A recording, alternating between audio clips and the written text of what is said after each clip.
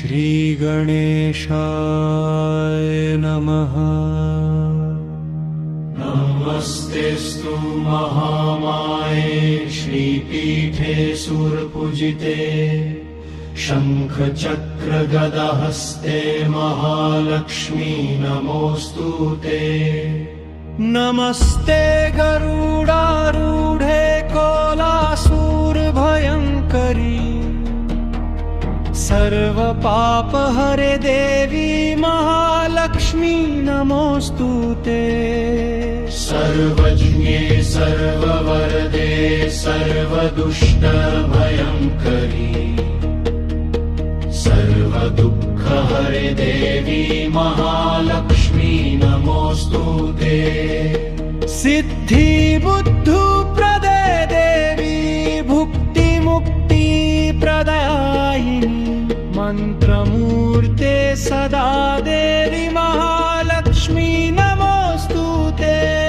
आद्यन्तरहिते देवी आद्यशक्ति महेश्वरी योगजे योगसम्भूते महालक्ष्मी नमोऽस्तुते। स्थूल सूक्ष्म महारौद्रे महाशक्ति महोदरे महापाप हरे देवी महालक्ष्मी नमोऽस्तुते। पद्मासनस्थिते देवी परब्रह्मस्वरूपिणी परमेशि जगन्मातर्महालक्ष्मी नमोऽस्तुते। श्वेताम्बरधरे देवी नानालङ्कारभूषिते जगत्स्थिते जगन्मार्त महालक्ष्मी नमोऽस्तुते। महालक्ष्मीरष्टकस्तोत्रं यः पठेत् भक्तिमान् नरः सर्वसिद्धिमवाप्नोति राज्यं प्राप्नोति सर्वदा। एककाले पठेन्नित्यं महापापविनाशनम् द्विकालं यः पठेन्नित्यं धनधान्यसमन्वितः। त्रिकालं यः पठेत् नित्यं महाशत्रुविनाशनम् महालक्ष्मीर्भवेन्नित्यं प्रसन्ना वरदा शुभा।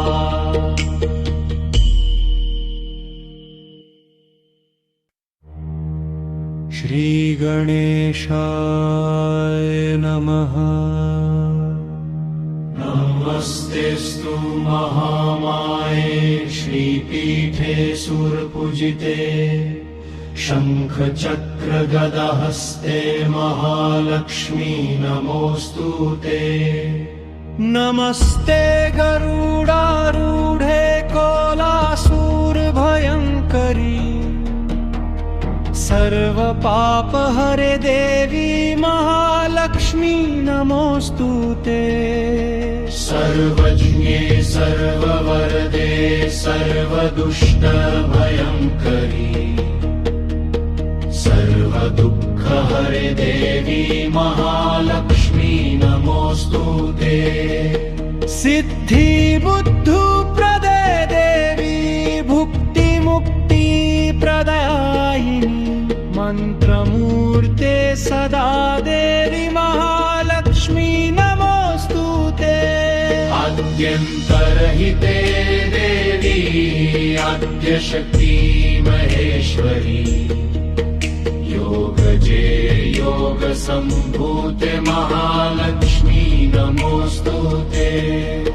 स्थूल सूक्ष्म महारौद्रे महाशक्ति महोदरे महापाप हरे देवी महालक्ष्मी नमोऽस्तुते। पद्मासनस्थिते देवी परब्रह्मस्वरूपिणी परमेशि जगन्मातर्महालक्ष्मी नमोऽस्तुते।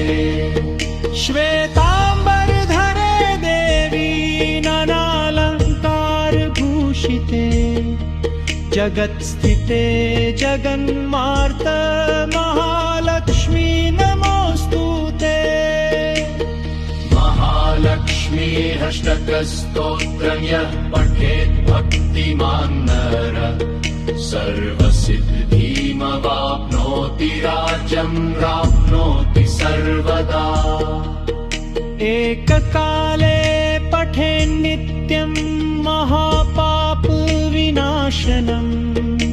द्विकालं यः पठेन्नित्यं धनधान्यसमन्वितः त्रिकालं यः पठेत् नित्यं महाशत्रुविनाशनम् महालक्ष्मीर्भवेन्नित्यं प्रसन्ना वरदा शुभा